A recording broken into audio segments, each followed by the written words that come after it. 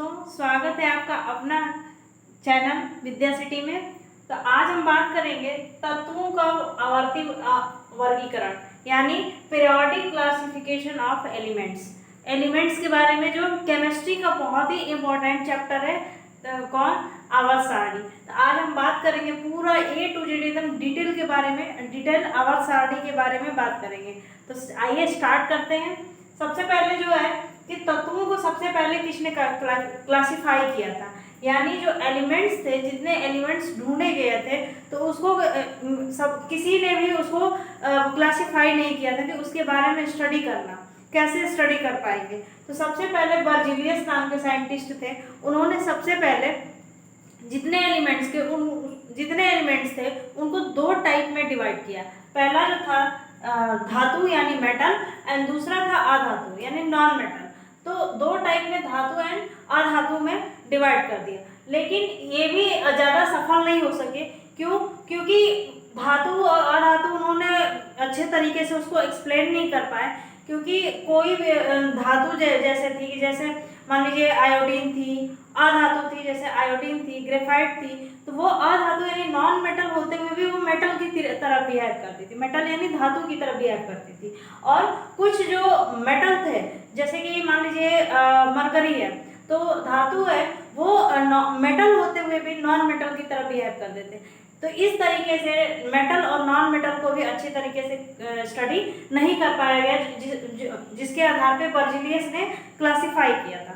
फिर इसके बाद आते हैं प्राउड जो थे 1815 में क्या किए थे, सभी तत्वों को फिर से क्लासिफाई किए, और उन्होंने ये बताया प्राउड ने कि सभी तत्व जो है हाइड्रोजन से मिलके बने होते हैं, क्योंकि हाइड्रोजन का जो परमाणु द्रव्यमान है यानी एटॉमिक मास जो है वो 1 होता है। तो इन्होंने यही बताया कि जितने भी एलिमेंट बने हुए हैं ना, तो उनके जो भी एटॉमिक मास है, तो हाइड्रोजन के मास के मल्टीप्लिकेशन में, मान के चलिए सोडियम का यदि एटॉमिक मास 23 है ना, तो और हाइड्रोजन का एटॉमिक मास 1 है, तो ये 1 के मल्टीप्लाई में 23। तो इन्होंने यही बताया था कि इसीलिए इसी तरीके से गेस किया था कि सभी जो एलिमेंट्स हैं वो हाइड्रोजन से मिलके बने होते हैं। बट ये भी ज़्यादा सक्सेस नहीं हो पाए, क्योंकि क्या था कि बहुत सारे ऐसे एलिमेंट्स थे जो पूरी तरीके से पूर्णांक संख्या में नहीं थे, यानी पॉइंट में कुछ करके थे। मान के चलिए जैसे सोडियम का 22.89 कुछ करके है ऐसे, तो ये पूरा रूप से मल्टीप्लिकेशन में नहीं आ पाया, ये भी ज़्यादा सक्सेस नहीं हो पाया।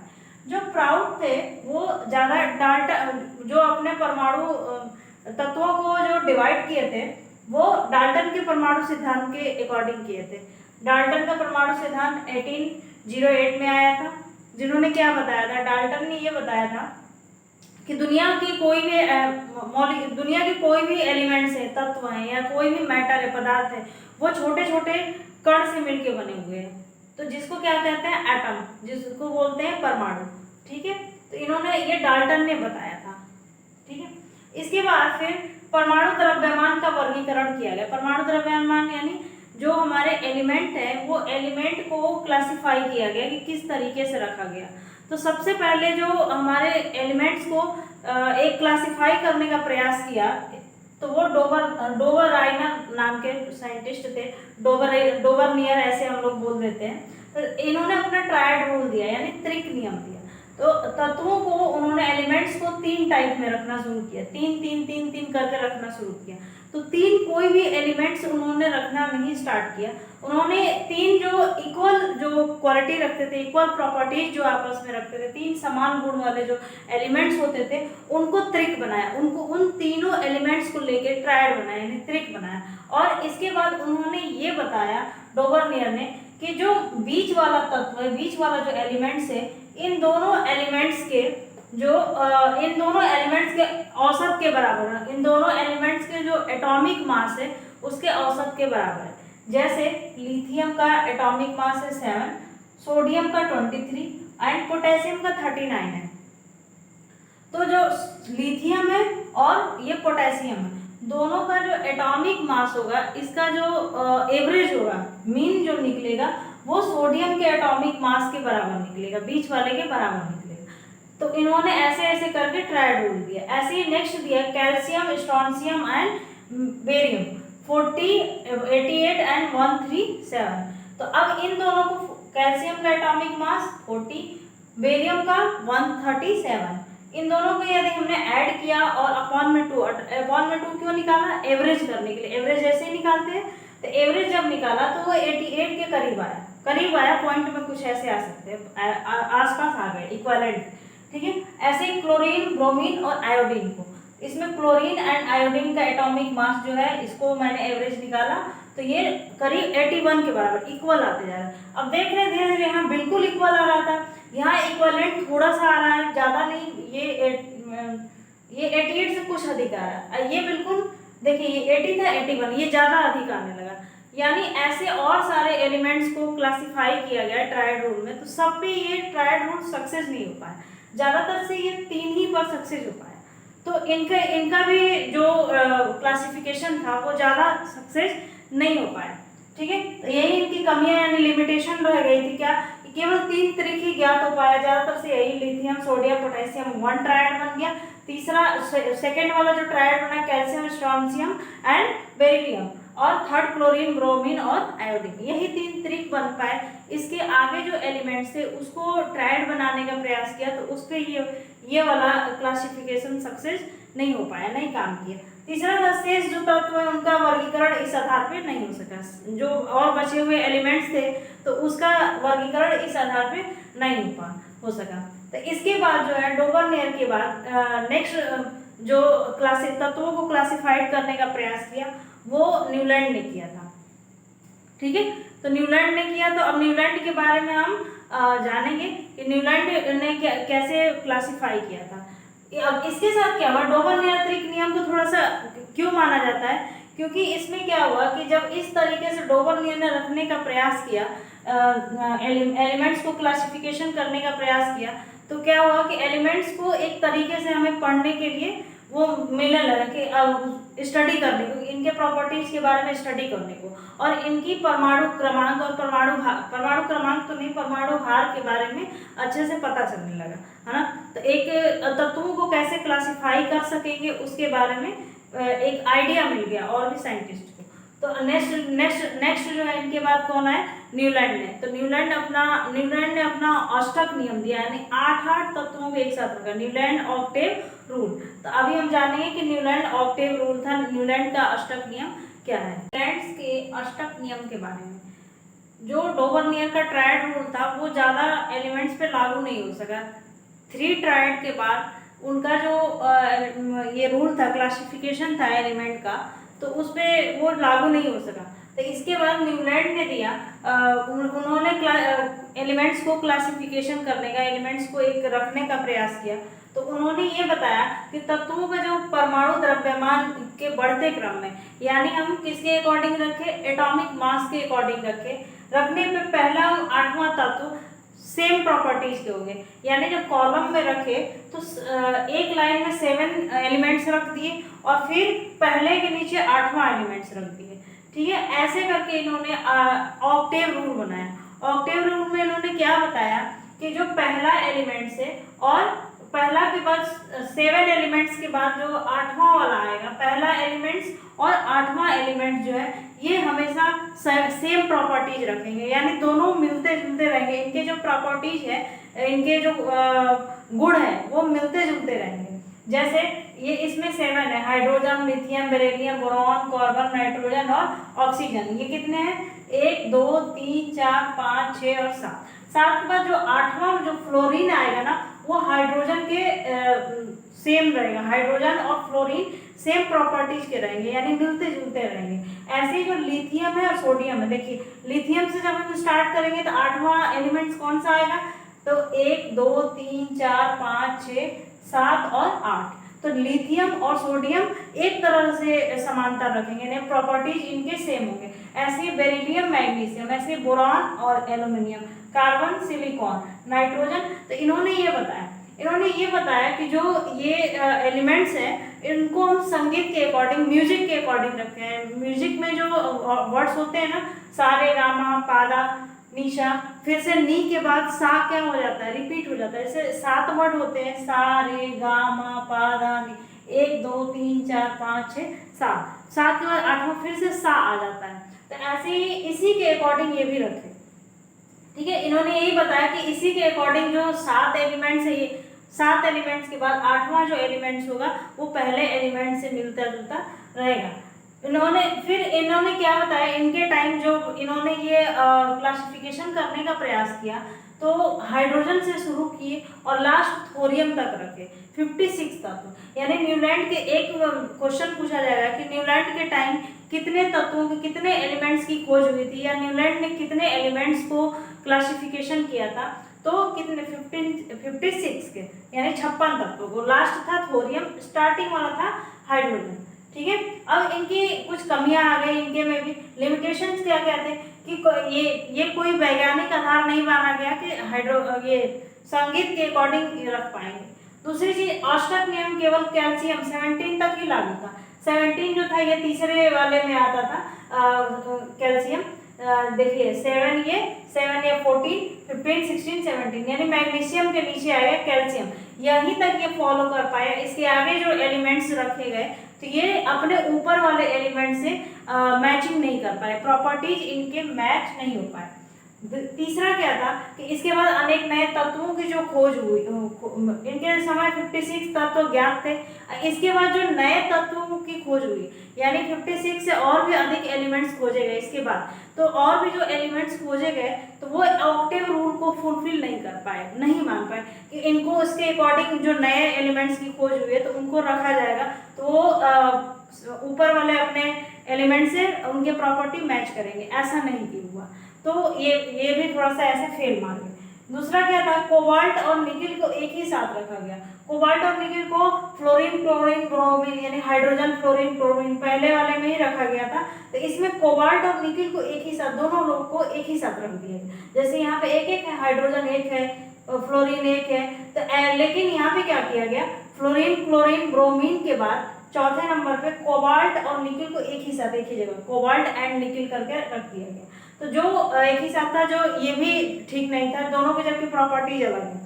फिर बोल रहा है कोबाल्ट एंड निकिल को आयरन से दूर रखा गया, कि जो आयरन था वो दूर था, कहीं दूसरे जगह था पीरियोडिक टेबल में, इसमें न्यूलैंड के टेबल में, जबकि ये कोबाल्ट और निकिल है आयरन की प्रॉपर्टीज से मैच करते हैं, ठीक है। और आयरन की प्रॉपर्टीज से मैच करते हैं तो इसको आयरन के पास रखना चाहिए कोबाल्ट एंड निकिल को, लेकिन ऐसा नहीं किया गया। इसको फ्लोरीन क्लोरीन ब्रोमीन के साथ, हाइड्रोजन फ्लोरीन क्लोरीन ब्रोमीन के साथ रखा गया, वो भी एक ही जगह रखा गया, ठीक है।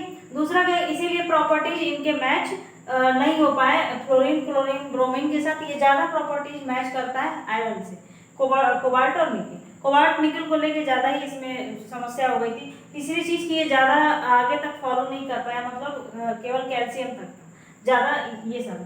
ये जो इनका जो ये क्लासिफिकेशन था, केवल हल्के तत्व जो थे, यानी स्टार्टिंग से हाइड्रोजन ये सब बोरॉन कार्बन, इनके लिए ठीक था। और भी जो बाद में एलिमेंट्स खोजे गए वो सब भारी तत्व थे, और भारी तत्वों में भारी एलिमेंट्स पे क्या ये वाला इनका रूल्स काम नहीं कर पाया। तो यहीं तक लिमिटेशंस थी। अब इनके में जो कमियां थी इनके क्लासिफिकेशन में, उसको फिर मेंडलीफ ने सुधारा। मेंडलीफ ने इसके बाद तत्वों को, एलिमेंट्स को क्लासिफिकेशन करने का प्रयास किया। तो अभी हम जानेंगे कि मेंडलीफ का क्लासिफिकेशन कैसा था, उन्होंने किसके अकॉर्डिंग या कैसे तत्वों को क्लासीफाई किया था। मेंडलीफ ने न्यूलैंड का जो ऑक्टेव रूल था उसमें कुछ सुधार किया और कुछ अपना रूल्स इसमें बताया। इन्होंने क्या बताया मेंडलीफ ने कि तत्वों का जो भौतिक एंड रासायनिक गुण है, जो एलिमेंट्स हैं, इनके फिजिकल एंड केमिकल जो प्रॉपर्टीज है, वो परमाणु द्रव्यमान के आवर्ती फलन होते हैं, जो किसके अकॉर्डिंग रखे जाते हैं, एटॉमिक मास के अकॉर्डिंग। यानी इन्होंने मेंडलीफ ने जो एलिमेंट्स को क्लासिफाई किया वो एटॉमिक मास के अकॉर्डिंग किया, यानी एटॉमिक मास के बढ़ते क्रम में असेंडिंग ऑर्डर में रखा, ठीक है। और किसके अकॉर्डिंग, तो फिजिकल एंड केमिकल दोनों के अकॉर्डिंग रखा, दोनों को देखते हुए आगे बढ़ा, ठीक है। उनके समय मेंडलीफ के आवर्त सारणी के समय जब इन्होंने ये बनाए थे तो कुल जितने अभी एलिमेंट्स पता थे 63 पता थे, 63 थे। मुख्य रूप से जो इन्होंने दो एलिमेंट्स पे बात की है, पहला था हाइड्रोजन और दूसरा ऑक्सीजन। इन्होंने ये बताया कि मैक्सिमम जो एलिमेंट्स हैं वो हाइड्रोजन से रिएक्ट करके हाइड्राइड बनाते हैं और ऑक्सीजन से रिएक्ट करके ऑक्साइड बनाते हैं।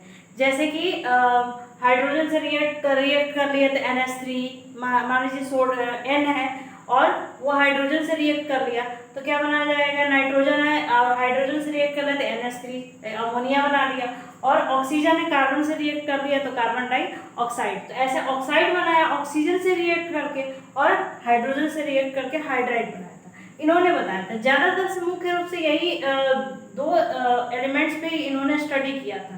ठीक है, ये क्वेश्चन आता है कि मेंडलीफ ने कौन से ऐसे दो एलिमेंट्स थे जिसपे ज़्यादा स्टडी किए थे, तो किसमें थे, हाइड्रोजन एंड ऑक्सीजन।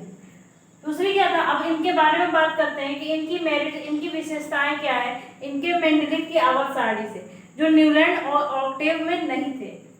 तो इसमें क्या था कि पहला तो परमाणु द्रव्यमान के बढ़ते क्रम में रखे हैं, यानी एटॉमिक मास के असेंडिंग ऑर्डर में रखे हैं।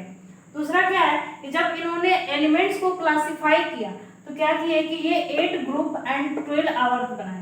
अब 8 ग्रुप एंड आवर्त यानी पीरियड क्या होता है, तो ग्रुप वो होता है जो वर्टिकल लाइन में रखे जाते हैं, यानी इस तरीके से करके ये रखे, मान लीजिए यहाँ पे ऐसे हो जाएगा हाइड्रोजन, लिथियम, सोडियम, इसी को ऐसे करके यदि रखा जाता है वर्टिकल लाइन को, यानी ऊर्ध्वाधर जो लाइन खींची जाती है इसको क्या बोलते हैं, ग्रुप बोलते हैं। और आवर्त क्या बोलते हैं, ऐसी हॉरिजॉन्टल लाइन है ऐसे खींची गई है, इसको क्या बोलते हैं, आवर्त बोलते हैं। ठीक है, मेंडलीफ के पीरियोडिक। ठीक है, तो इनके टाइम जब मेंडलीफ ने अपना आवर्त सारणी बनाया था तो 8 ग्रुप ऐसे, जो खड़ी वाली लाइन है वर्टिकल जो लाइन है वो 8 बनाए थे, और जो हॉरिजॉन्टल लाइन यानी ऐसे लेटी हुई जो लाइन थे वे 12 थे, 12 पीरियड बनाए थे। ठीक है, उस ग्रुप 8 को छोड़कर बाकी को दो उप समूह में डिवाइड किया गया था। जो ग्रुप 8 है, मान लीजिए ऐसे 1 2 3 4 5 ऐसे इन्होंने 8 तक बनाया था, 6 7 8 तक। ठीक है, ऐसे बनाया था, 8 ग्रुप बनाया था। और कह रहे हैं कि सभी ग्रुप, ये केवल 8 वाला जो था ये अकेला ग्रुप था, और बाकी सबको ए और बी फिर से 2 टाइप में, मान लीजिए ये सेकंड ग्रुप है, इसमें फिर से 2 टाइप में ऐसे डिवाइड कर दिया गया, ए इसको दिया गया, इसको भी, और इन सबको एक ग्रुप बोलते थे, इसको बोलते थे एक ग्रुप, और इस ग्रुप को फिर से 2 सब ग्रुप यानी 2 उप समूह में डिवाइड किया गया, ऐसे ए एंड बी करके, ए एंड बी बोला जाएगा। तो दूसरा उप समूह बोला जाएगा सेकंड समूह, सेकंड ग्रुप, लेकिन सेकंड ग्रुप का कौन सा, तो पार्ट ए पार्ट बी, 2 वो ऐसे किया गया था। ठीक है, ग्रुप को 2, किसको केवल नहीं किया गया था, तो 8वां जो ग्रुप था इसको 2 टाइप में डिवाइड नहीं किया था, ये सिंगल ही था, बाकी जो 7 ग्रुप थे सबको 2-2 पार्ट में डिवाइड कर दिए थे। फिर एक ही समूह के तत्व के गुण समान होते थे, जो एक ग्रुप होते था जैसे हाइड्रोजन, लिथियम, सोडियम, ये सब जो है ना, तो एक ग्रुप जिन्होंने ऐसे ऐसे बनाया था वर्टिकल लाइन में जो रखा था, उनके बोलते थे कि इनके जो एलिमेंट्स है, इनके प्रॉपर्टीज जो होते थे वो सेम होते थे। तीसरा क्या था, नेक्स्ट क्या है कि रिक्त स्थान वाले तत्व के गुण का अनुमान लगा लिए थे, कि इन्होंने, इनकी सबसे अच्छी बात क्या थी इनकी पीरियोडिक टेबल की, कि इन्होंने ये गेस किया था कि आगे अभी और भी एलिमेंट खोजे जाएंगे, तो उसके लिए क्या किए थे, अपने पीरियोडिक टेबल में उन्होंने स्पेस छोड़ दिया था, जगह छोड़ दिया था कि अभी एलिमेंट आगे और भी नए नए खोजे जाएंगे। जबकि न्यूलैंड ने ऐसा नहीं किया था, न्यूलैंड बोले थे कि इसके बाद अब कोई भी नए तत्व नहीं खोजे जाएंगे, यानी 56 था उनके टाइम, तो 56 ही रहेगा, और केवल उसी पे बात किए थे। लेकिन इन्होंने इनके टाइम 63 थे, तो उसके अकॉर्डिंग तो क्लासिफाई कर दिए थे एलिमेंट्स को, लेकिन उन्होंने बता दिया था और भी अपने पीरियोडिक टेबल में भी जगह छोड़ दिए थे, और बताए भी थे कि आगे अभी और भी बहुत सारे एलिमेंट्स ढूंढे जाएंगे। साथ ही साथ रिक्त स्थान वाले तत्व के गुण का अनुमान वही बता रहे कि, और उनके जो कुछ प्रॉपर्टीज हैं उसके बारे में भी इन्होंने गेस कर लिया था कि लगभग अब जो एलिमेंट्स खोजे जाएंगे वो इस टाइप के होंगे, ऐसे करके। अक्रिय नोबल गैस उस टाइम पता नहीं थे, यानी जो हीलियम है, रेडॉन, जिनॉन, क्रिप्टॉन, ये सब जो है ये सब अभी पता नहीं थे, यानी नोबल गैसों का इनके टाइम पता नहीं था। अब बात करते हैं कि इनके आवर्त सारणी, इनका पीरियोडिक टेबल है मेंडलीफ का, ये इनकी यूजेज क्या क्या है। तो पहला है कि तत्वों के अध्ययन में सुविधा, यानी अब क्या है कि मान के चलिए कि लिथियम, सोडियम, ये एक ही तरह का प्रॉपर्टीज इनका मैच हो रहा है, तो अब हमको क्या होगा ना कि लिथियम के बारे में पढ़ेंगे तो हमको सोडियम के भी बारे में कुछ कुछ पता चलने लगेगा कि इसी दोनों सेम प्रॉपर्टीज के हैं, यानी लगभग 70% 70% इनकी प्रॉपर्टीज मैच कर रही है, तो क्या होगा, हमें अनुमान लग जाएगा कि जिस टाइप का लिथियम है उस टाइप का सोडियम है, उसी टाइप का ऐसे होगा, नेक्स्ट वाला होगा, है ना। तो इस तरीके से क्या हो गया कि पता चलने लगा कि तत्वों के अध्ययन में सुविधा होने लगी कि एक एलिमेंट्स के बारे में हमने स्टडी कर लिया अच्छे से, तो सेकंड तत्व भी लगभग उसी के समान है। अब कुछ चेंजिंग हो सकते हैं, लेकिन अब इजी तो हो गया ना पढ़ने में, एक एक पूरा उसके डिटेल एक एक के बारे में नहीं पढ़ना होगा। तीसरा क्या था कि सही परमाणु द्रव्यमान ज्ञात करने में सहायक हो गई कि सभी जो एलिमेंट्स के रियली में एटॉमिक मास क्या होंगे, ये अभी क्योंकि जो वैज्ञानिक आते थे, डोबर्नियर अपने अकॉर्डिंग रख दिए, न्यूलैंड अपने अकॉर्डिंग एटॉमिक मास पता कर लिए, तो उन्होंने अपने, क्योंकि अपने क्लासिफिकेशन के अकॉर्डिंग ये लोग रख रहे थे, इनको जैसी सुविधा पड़ रही थी। लेकिन जब इनका आवर्त सारणी आया तो एक्चुअल में एटॉमिक मास क्या होना चाहिए इन्होंने ये बताया। क्यों? क्योंकि इन्होंने तत्वों को उस अकॉर्डिंग क्लासिफाई किया। जैसे इससे पहले था इनके, जब मेंडलीव का जो आवर्त सारणी जब बना था, तो उससे पहले बेरिलियम का एटॉमिक मास 13.5 माना जाता था हर जगह कि बेरिलियम का एटॉमिक मास कितना है, 13.5 है, लेकिन अब 9.4 है। ये कैसे पता किया गया कि ये जब इन्होंने क्लासिफाई किया एलिमेंट्स को, तो जो बेरिलियम था वो सेकेंड ग्रुप में आया, यानी इसका बेरिलियम का जो प्रॉपर्टीज है वो सेकेंड ग्रुप के और भी एलिमेंट से मैच किया, तो इन्होंने सेकेंड ग्रुप में बेरिलियम को रख दिया। तो जब सेकेंड ग्रुप में बेरिलियम को रखे, तो इन्होंने ये पता कर लिया कि पहला ग्रुप में, यानी पहला ग्रुप में है लिथियम, बेरिलियम से पहले है लिथियम और उसके बाद है बोरान। तो लिथियम जो है ना, तो लिथियम और बोरान के बाद ही, बोरान के बीच में ही क्या आएगा, बेरिलियम आएगा, क्योंकि सेकंड ग्रुप में, फर्स्ट ग्रुप में लिथियम है और थर्ड ग्रुप में क्या है, बोरान है, तो बीच में सेकंड ग्रुप में कौन आया है, बेरिलियम। तो इन्होंने ये पता कर लिया कि ये इसका जो एटॉमिक मास होगा बेरिलियम का, वो लिथियम और बोरान के बीच में ही कुछ होगा।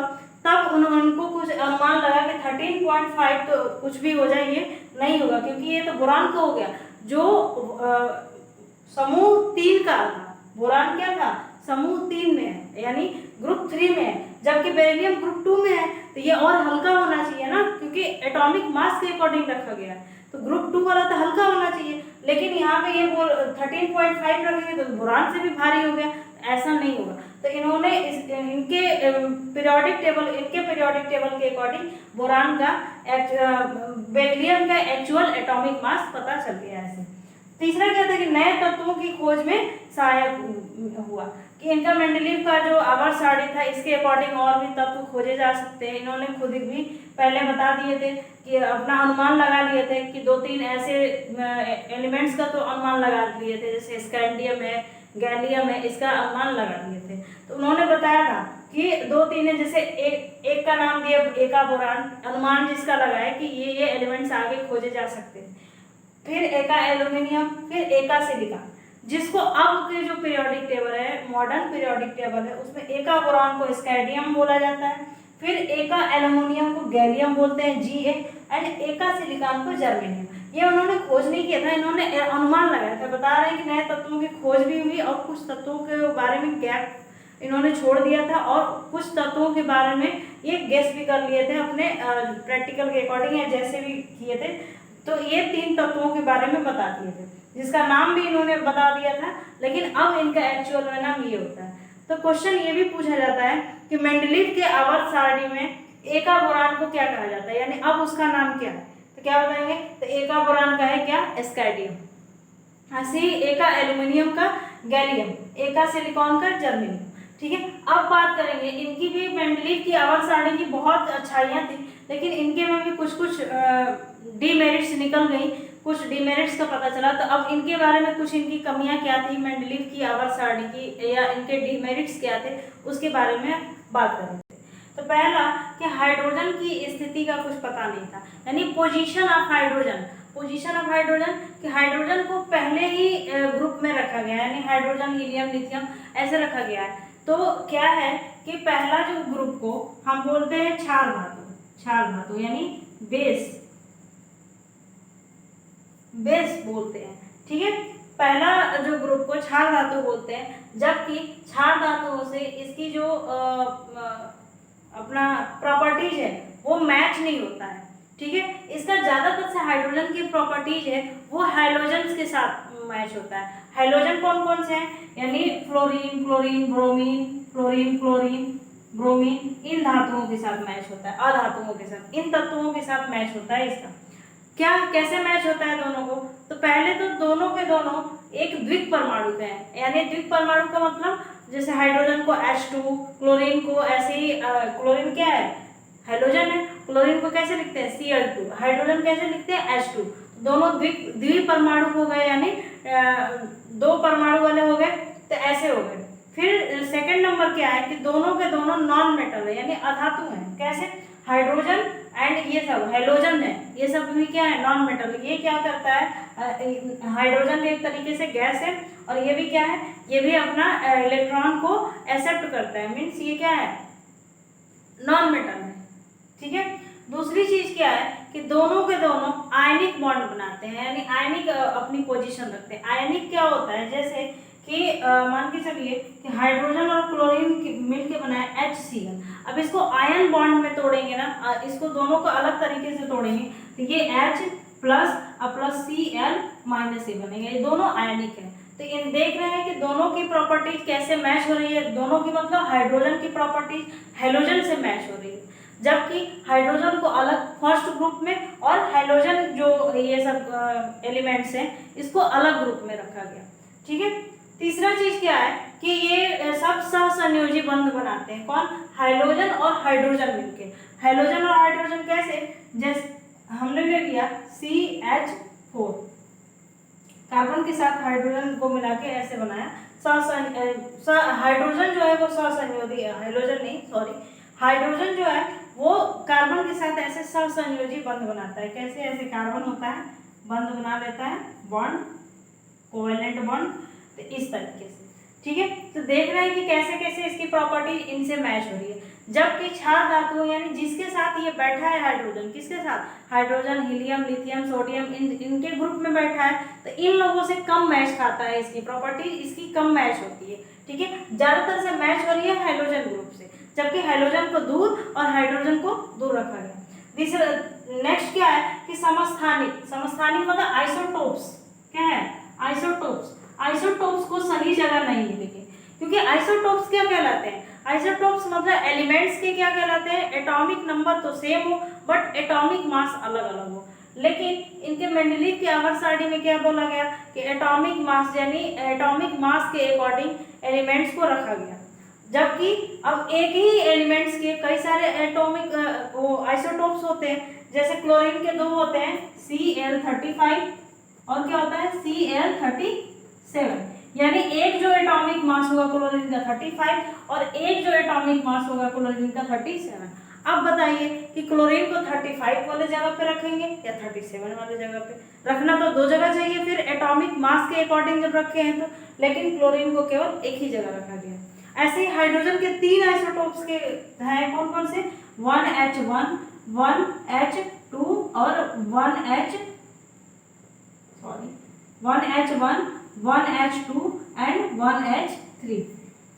इस तरीके से ना प्रोटियम, ड्यूटेरियम और ट्यूट्रियम, ट्राइट्रियम, इन तीनों के तो एटॉमिक नंबर तो सेम है बट एटॉमिक मास अलग अलग है। मतलब हाइड्रोजन को भी रखने के लिए तीन जगह चाहिए, क्योंकि एटॉमिक मास के अकॉर्डिंग रखा गया। पहला वाला प्रोटियम, दूसरे जगह पर ड्यूटेरियम, तीसरे जगह पर ट्राइट्रियम को रखना चाहिए, लेकिन ऐसा नहीं किया गया क्योंकि एक ही जगह रखा गया हाइड्रोजन को। अब बताइए इसको भी तो तीन जगह चाहिए, तो फिर इस तरीके से क्या हो रहा है, इनका रूल खुद ही इनके चीजों को फुलफिल नहीं कर पा रहा है। ठीक है। ऐसे आइसोटोप्स को सही जगह नहीं मिला। तीसरी चीज क्या थी कि परमाणु, भारी परमाणु भार वाले तत्वों को पहले रखना, यानी कहीं कहीं ऐसा किया गया है कि जो हल्के जो परमाणु भार वाले हैं, यानी जो हल्के एटॉमिक मास वाले जो हैं एलिमेंट, उनको बाद में, और जो भारी एटॉमिक मास वाले एलिमेंट्स है उसको पहले रख दिया गया। जैसे कोबाल्ट और निकिल के केस में, न्यूलैंड ऑक्टेव में क्या था कि कोबाल्ट और निकिल को एक ही जगह रख दिए थे, ये अलग अलग रखे भी तो एटॉमिक मास इनका गड़बड़ कर दिए। कोबाल्ट का एटॉमिक मास होता है 58.93, एंड निकिल का एटॉमिक मास होता है 58.71। तो दोनों में भारी कौन हुआ? कोबाल्ट का एटॉमिक मास ज्यादा है, जबकि कोबाल्ट को पहले रख दिया गया एंड निकिल को बाद में रखा गया। जबकि ऐसा तो नहीं होना चाहिए, इन्होंने खुद बोला है कि एटॉमिक मास के आवर्ती फलन यानी एटॉमिक मास के बढ़ते क्रम में रखें। तो सबसे पहले तो बढ़ते क्रम में तो सबसे पहले निकिल आना चाहिए, फिर कोबाल्ट आना चाहिए, लेकिन इन्होंने ऐसा नहीं किया, पहले कोबाल्ट को रख दिया है फिर बाद में निकिल को रखना है। तो ये भी इस तरीके से इनके रूल को फुलफिल नहीं कर पा रही है। नेक्स्ट क्या है कि समान गुण वाले तत्व को अलग अलग समूह में रखना। यानी कभी कभी क्या क्या क्या किया गया है कि जो सेम प्रॉपर्टीज के एलिमेंट है ना, उनको अलग अलग ग्रुप में रख दिया गया है। जैसे कि दो एलिमेंट्स हमने बताया अभी, एयू है यानी सोना एंड प्लेटिनम। अब इन दोनों को क्या किया गया, प्लेटिनम को और एयू को अलग अलग रखा गया है। इसको फर्स्ट ग्रुप में रखा गया है और प्लेटिनम को 8 ग्रुप में रखा गया, जबकि ये दोनों एक दूसरे से इनके प्रॉपर्टीज काफी मैच खाती है ना। ये क्या है कि ये जल्दी रिएक्ट नहीं करते हैं, रिएक्टिव एलिमेंट्स नहीं होते, ठीक है।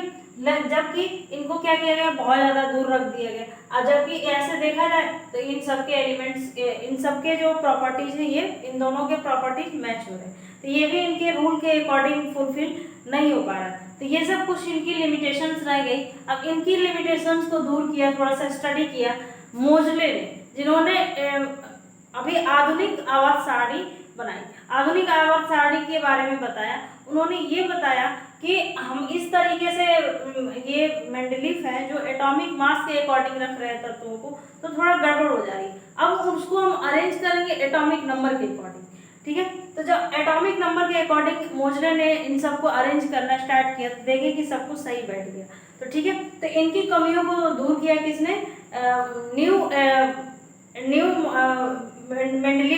पीरियोडिक टेबल बना, जिसको किसने बनाया, मोजले ने, मोजले नाम था, उन्होंने बनाया। तो हम आप लोगों को यदि नेक्स्ट पार्ट पढ़ना है, अभी आज का वीडियो हम यहीं तक रखते हैं, और नेक्स्ट जो मोजले के बारे में और फिर बोरबरी के रूल के अकॉर्डिंग कैसे पीरियोडिक टेबल को रखा गया वो नेक्स्ट वीडियो में बात करेंगे। तो आई होप आप लोगों को ये वीडियो पसंद आई होगी, और पसंद आई होगी तो चैनल को लाइक करें, शेयर करें एंड सब्सक्राइब करें। और हाँ, कमेंट करिए कि क्या अगला वीडियो, अगले पार्ट का वीडियो दें, कब दें। और तो जितना ही जल्दी आप लोग कमेंट करेंगे, लाइक करेंगे, शेयर करेंगे, तो उतना ही जल्दी हम वीडियो को इसके सेकेंड पार्ट को बनाएंगे, मेंडलीफ का जो आधुनिक आवर्त सारणी है उसको, ठीक है। Thank you.